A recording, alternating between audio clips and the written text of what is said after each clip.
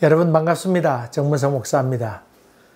하나님의 은혜가 여러분 가정 가운데 또 말씀을 같이 나누는 10년 가운데 함께하기를 주의 이름으로 간절히 기원합니다. 기도하겠습니다.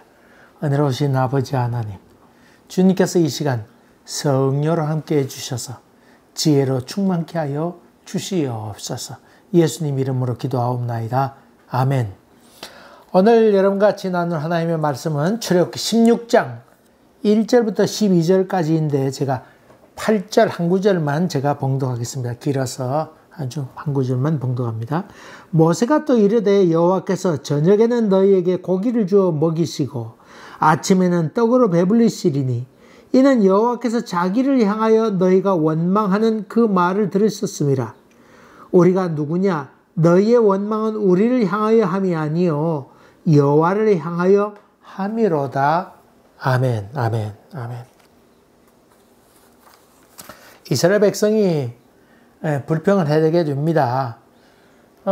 성경에 보니까 둘째 달 15일이라고 그런 거로 봐서 첫째 달 15일에 나갔으니까 한 달가량 됐다. 그렇게 볼 수 있지요. 이들도 얼마나 힘들었을까요? 답답했고, 같은 일이 반복되고, 걸었다가 쉬었다, 걸었다 쉬었다. 그런 일만 또 언제 떠날 줄 알 수 없었잖아요. 그냥 마음 놓고 쉬기도 어려운 그런 상황이었다. 그렇게 볼 수 있습니다. 그 당시 통신수단이 발달된 것도 아니고, 신호하는 것도 그렇고, 이제 불기둥이 가면 또, 구름기둥이 가면 가나보다 또 이렇게 했으니까, 한 달 동안 반복됐으니까 얼마나 힘들었을까요?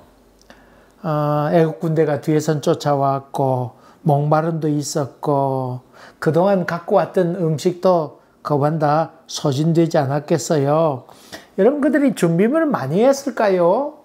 아마 금은, 보석 이런 것들은 이미 다 준비했겠고, 저들이 갖고 왔던 음식이나 이런 것들은 많지 않았으리라 생각합니다. 왜냐하면 애굽에서 나와서 가나안 땅에 가기까지 한 두 주, 길게 잡아야 두 주, 그 정도만 생각했겠지요. 그 다음에 거기 가서 무슨 수가 나겠지. 아마 그렇게 생각했었겠는데, 그들의 삶이 그렇게 쉽지 않았지요. 근데 먹을 것으로 인해서, 문제가 발생하게 되었습니다. 민수기 11장 4절을 보니까 함께 섞여 사는 다른 인종들이 탐욕을 품음에 그렇게 했습니다. 다시 말하면 같이 섞였던 사람들이 있었는데 그 사람들이 탐욕을 품으면서 원망하기 시작했습니다. 그랬더니 이스라엘 사람도 다들 원망하기 시작했던 것 같습니다. 고기가 먹고 싶다고. 그래 불평하게 되었는데 울면서 불평하게 되니까 이스라엘 백성도 거기 따라서 아마 울며 불며 난리 났던 것 같습니다. 거기 있을 때는, 애굽에 있을 때는 값없이 생선도 먹고, 오이, 참외, 성경이 그랬습니다. 오이, 참외, 부추, 파, 마늘, 이런 것들을 많이 먹었는데, 만나 외에는 보이는 것이 없도다. 그랬습니다. 처음 만나를 주시고는 그 이후에 메추라기를 보내신 것 같습니다. 오늘 봉독한 말씀에는 그냥 메추라기와 만나와 메추라기라고 그렇게 되어 있는데 민수기에는 처음에 만나만 주었는데 그리고 얼마 후에 메추라기를 주신 것 같습니다. 저들이 갖고 왔던 소나 양, 염소 갖고 왔어요. 누구 코에 발랐겠어요. 오다가 잡아 먹고는 그렇게 했을 테니까 먹을 것이 궁했겠죠. 또 애굽에 있는 동안 사실은요. 동물 숭배 사상이 있었는데 특별히 보니까 양도 저들이 신의 존재로 느꼈습니다. 그러니까 실상 양고기 이렇게 먹을 수 있었는가 그렇게 보기는 좀 어려운 것 같습니다. 또 양을 많이 치지도 못했겠고 또 여러분 이 400년 생활하면서 나일강 유역에 살았잖아요. 고센 땅에. 거기 있으면서 처음에는 양을 쳤겠습니다만은 시간이 지나면서 점점 농사 짓지 않았겠어요. 애굽 사람이 하는데 우리도 그렇게 해보자. 그렇게 해서 농사로 많이 전환도 했던 것 같습니다. 어쨌든 간에 만나와 메추라기를 저들이 먹게 되었습니다. 여러분, 그 참 함께 섞여온 사람들로 인해서 참 원망하게 되었다고 하는 말씀이 나오는데, 이 불평은 전염되지요. 자꾸 전염됩니다. 한 사람이 원망하기 시작하면 자꾸 그것이 누룩처럼 퍼지게 되는 것이죠. 여러분 잘 아는 것처럼 하품도 전염이 된다고 그러지요. 근데 하품이 전염되는 이유 가운데 하나는 거기 산소가 부족하니까 이 공간에 모여 있는데 여러 사람이 있는 가운데 산소가 자꾸 줄어들 거 아니에요. 그러면 하품하기가 돼 있답니다. 그건 과학적으로 어쨌든 그렇다고 그러는데, 여러분 또 반대로 웃음도 전염된다고 그러지요. 한 사람이 거기서 깔깔깔 웃으면 덩달아 옆에 있는 사람도 웃게 됩니다. 아마도 엔돌핀이 그 웃음소리 들으면 옆에 있는 사람과 엔돌핀도 돌게 되어서 그런 것인지 모르지만 어쨌든 간에 웃음도 전염된다고 그러잖아요. 어쨌든 간에 이 섞여온 사람들로 인해서 저들이 다 원망하고 불평하게 됩니다. 원망하고 불평한 것은 다 자기의 정당화에서 나오지요. 그래서 불행했던 과거를 다 잊어버리면서 옛날 고통스러웠던 건 다 잊어버리고, 내 신세가 뭐냐, 지금 이게 꼬라지가 이게 뭐냐, 그렇게 생각하기 때문에 그렇게 되는 것이죠. 개구리 올챙이 시절 모른다고, 이 참 지금 어떤 삶을 사는지는 모르고 옛날 자기들이 어떻게 했다고 그런 생각으로 원망하게 되는 것이죠. 요즘 우리 한동안 우리 대한민국에서 세계적으로 투자를 많이 했던 나라가 베트남이었죠. 베트남에 요즘 많이 발전해서 월 35만 원 생활비가 든다고 그럽니다. 근데 삼성 이런 회사, 한국 회사에서 회사가 들어가서 주는 봉급이 그 갑절로 준답니다. 근데 이제 올해 들어서 작년부터 시작해서 작년 말부터 해서 올해 들어서 커반 한국의 많은 기업들이 점점 베트남 정책으로 인해서 인도네시아나 또 캄보디아나 또 인도로 많은 회사를 분산시키고 또 한국으로 돌아오는 회사들이 많이 있다고 합니다. 베트남의 수출의 25%를 차지해서 베트남 경제에 크게 이바지하고, 또 보니까 그 관광 수입이 대단한 거더만요. 다른 것은 뭐 노동해가지고 벌어들이니까 그 하나 물건 팔아서 해야 얼마 안 되고 그런데, 물론 그것도 큰 비중을 차지합니다만은 관광 수입은 생 달러로 그냥 그대로 들어온 것 아니에요? 그냥 그게 어마어마하답니다. 근데 거기 보니까 한국 사람들이, 중국 사람 워낙 뭐 10몇 억, 13억인가 뭐 14억입니까? 뭐 그 정도 된 사람들 가운데서 제일 여행객들이 많았는데, 지금은 거반다 코비드로 인해서 들어가지 못하고 관광을 가지 못하게 됐고, 한국 사람들 가면 바가지 씌워가지고는 얘기하기를, 너희들 돈 많으니까 돈 좀 많이 내고 가면 뭐가 잘못됐나, 이러면서 바가지를 많이 씌웠던 것 같습니다.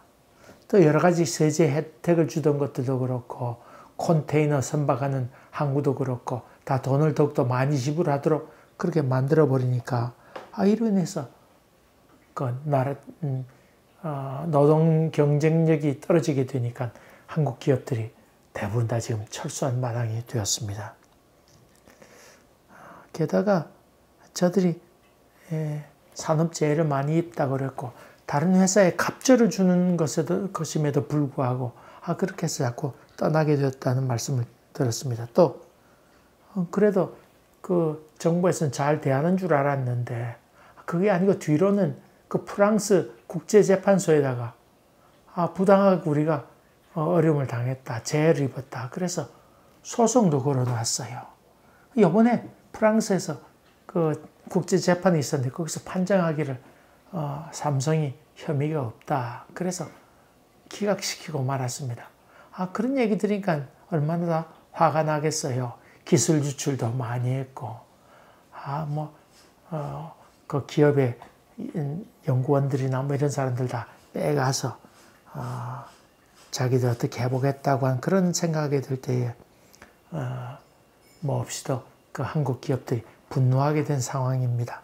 어쨌든 간에 저들이 불평불만하게 되고 또 복수노조를 만들어서 이제는 더 강력하게 자꾸 파업을 하게 되니까 그런 말미암아 어려움 겪게 됐다. 남보다 더 많이 준데도 불구하고 원망과 불평으로 말미암아 어려움을 겪고 있다는 보고를 들었습니다. 여러분, 과거가 너무 좋았다고 미화하고 포장하면서 저들은 불평해야 됩니다. 물론 사실 그들이 고기를 많이 먹지 않았습니다.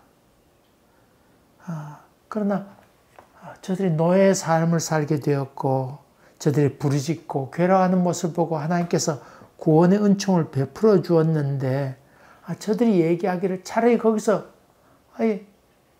값싼 물고기, 날강 유역이었으니까 고기도 잘 잡았지 않았겠어요. 물고기 잡아다가 마음껏 먹었는데 차라리 그렇게 거기서 먹고는 장자들이 죽임을 당했을 때 우리도 그때 죽었으면 좋았을 것을 이렇게 지금 원망하고 있다고 하는 겁니다. 참 얼마나 인간이란 참 그렇고 그런 존재입니까? 요엘서 2장 28절에 내가 내 영을 만민에게 부어주리니 너희 자녀들이 장래일을 말할 것이며 너희 늙은이는 꿈을 꾸며 꿈꾼다고 하는 그 원래 의미는 과거를 말할 것이며 꿈꾼다고 하는 옛날에 있었던 이런 거 꿈꾼다 뭐 그런 생각 미래를 꿈꾼다고 그런 의미가 아니고 여기 자녀들은 장래일을 말할 것이며 그런 말이죠. 장래일을 말할 것 그런 미래를 얘기하는 것이고 늙은이가 꿈을 꾼다고 하는 것은 과거를 말할 것이며 그런 뜻이에요.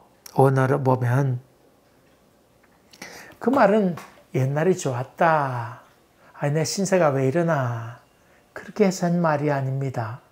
과거를 말할 것이라면 지금 내 영을 만민에게 부어주리니 성령이 우리 가운데 임하게 되면 옛날을 과거를 말할 것이며 그 말은 무슨 말이냐 하면 내가 지금 옛날에 좋았던 나빴던 옛날 얘기를 할 수 있는 여유가 생겼겠다 그런 뜻입니다.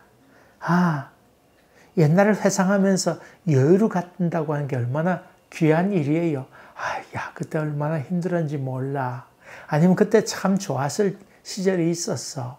이런 과거를 말할 수 있는 여유가 풍성해졌다. 그 말이죠.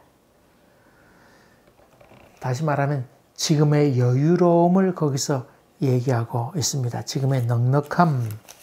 하나님의 영이 임하게 되면 지금 삶에 대해서 원망하지 아니하고 감사하고 여롭게 됩니다마는 이 사람들은 원망하고 전념성이 강해서 배은망덕하게 울고불고 모세를 찾아가서 원망하게 되었습니다. 여기 섞인 사람들이라고 한 것은 애굽 사람들이 아니겠어요? 거기서 구원받아서 정말 이스라엘 백성의 얘기를 듣고는 문설주에 양 피를 바르고 그래서 구원받은 사람 아니겠습니까? 그렇게 생각하면 아이고 우리 아들들이 다 죽지 않고 살았으니 얼마나 감사한가. 오히려 참 구해 주었더니 참 감사하구나 라고 하는 생각보다는 참 구해 주었더니 보따리 내놓으라고 하는 그런 것과 뭐가 다릅니까? 참이 얼마나 인간이란 악합니까? 구해 주었더니 오히려 차라리 거기서 죽었으면 좋겠다. 기껏 먹는 거 얼마 때문에 신앙까지 다 팔아먹는 그런 경우가 많이 있습니다. 여러분 이해는 됩니다. 여러분 이 애굽 사람들 온 사람들이 신앙이 뭐 그렇게 있었겠어요. 이스라엘 사람들 그나마 하나님을 믿는 사람이었습니다만 여기 지금 딸려온 애굽 사람들 이런 사람들은 신앙이 좀 많이 없었겠지요. 그러니 원망하고 불평했던 것 같습니다. 충분히 이해는 할 수 있습니다. 여러분 믿음이 좋다고 하는 것은 한결같은 것 아니겠어요? 이런 형편이 있든지 저런 형편이 있든지 한결같이 주님을 잘 섬겨가는 것. 여러분, 성수주의라는 것, 뭐 그게 다 뭐 믿음의 척도이냐? 물론 그렇게 얘기할 수도 있습니다. 맞습니다. 그게 다 척도일 수는 없지요. 없습니다. 주일날 꼭 잘 나온다고 해서 꼭 신앙이 좋은 것 아닌 것은 그 척도로 볼 수는 없는 것입니다만은, 가만 생각해 보면 또 이런 것도 있지 않겠어요?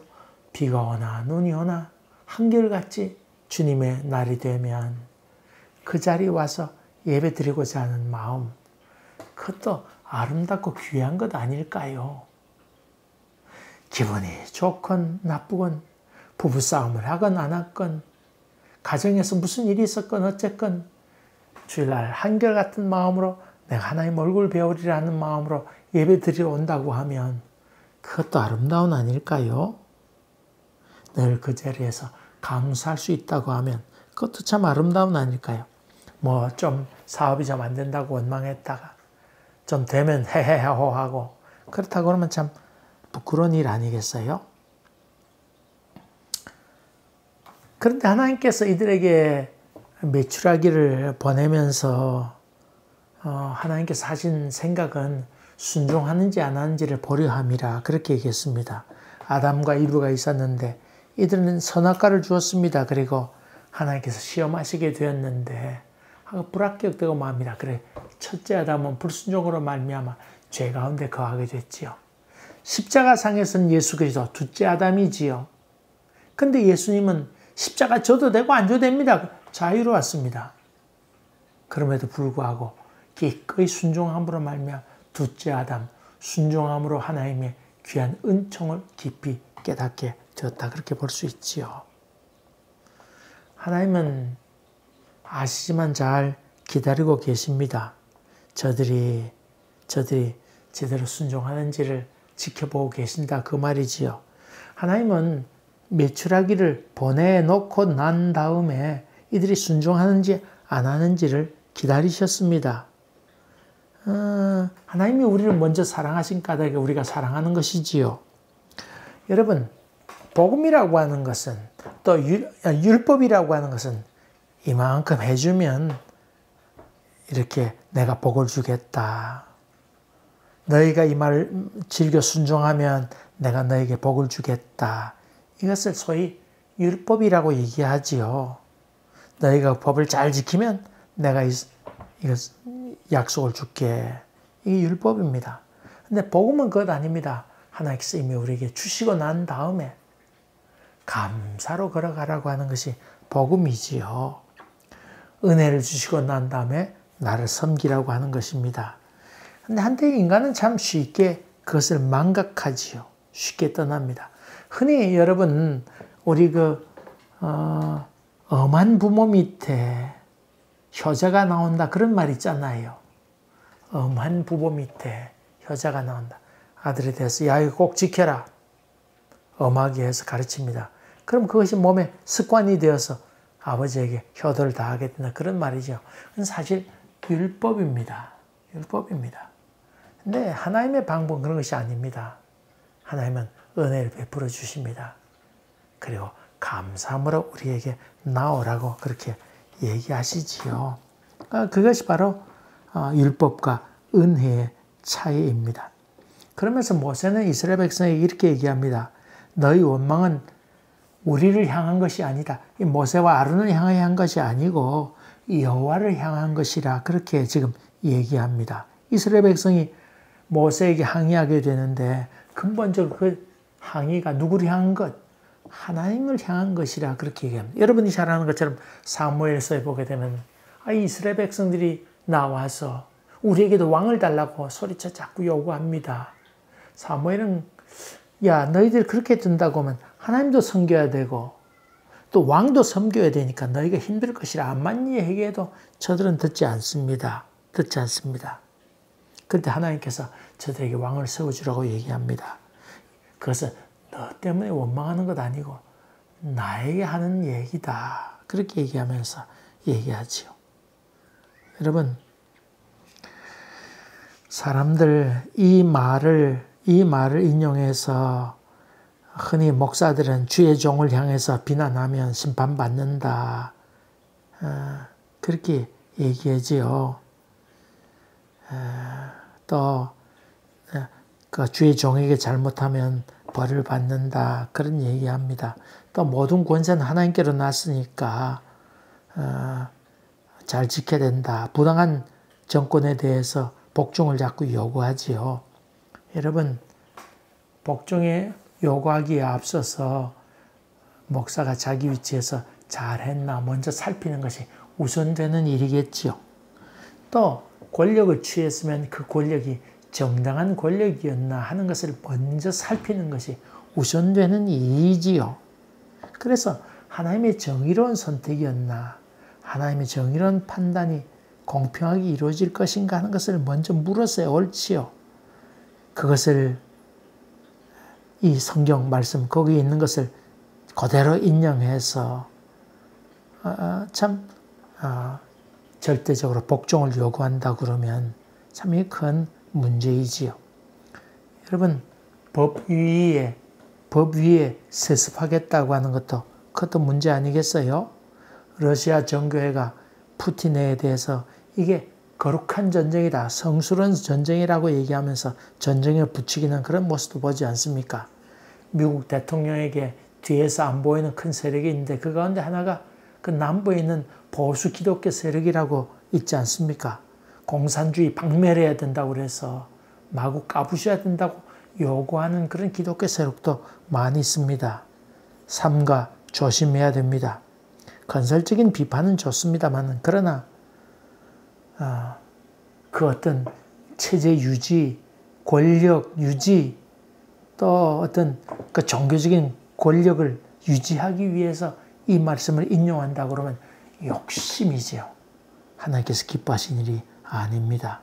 그러므로 하나님 앞에 우리가 어떻게 살아가는지 점검해 보면서 긍정적으로 보면 예수를 핍박받을 때 하나님의 위로가 있다고 하는 말씀과도 같은 것입니다만은 그러나 그것을 악용하게 될 때 하나님께로부터 부끄러움을 당한다고 하는 것도 염두에 두면서 이 말씀을 조심스럽게 인용해야 되겠다. 그런 생각을 하게 됩니다. 여러분, 믿음의 걸음이라고 하는 것은 늘 조심하는 것 아니겠어요? 여러분도 그런 은혜가 있기를 주의 이름으로 간절히 기원합니다. 은혜로우신 아버지 하나님, 이런저런 선택길에 있어서 하나님의 말씀을 인용해서 자기 합리화하지 않도록 도와주시고 두렵고 떨림으로 구원을 이루고 하며 조심스럽게 믿음의 걸음을 걸어가는 저희들 되게 하여 주시옵소서. 예수님 이름으로 기도하옵나이다. 아멘. 아멘. 여러분 감사합니다. 또 뵙겠습니다.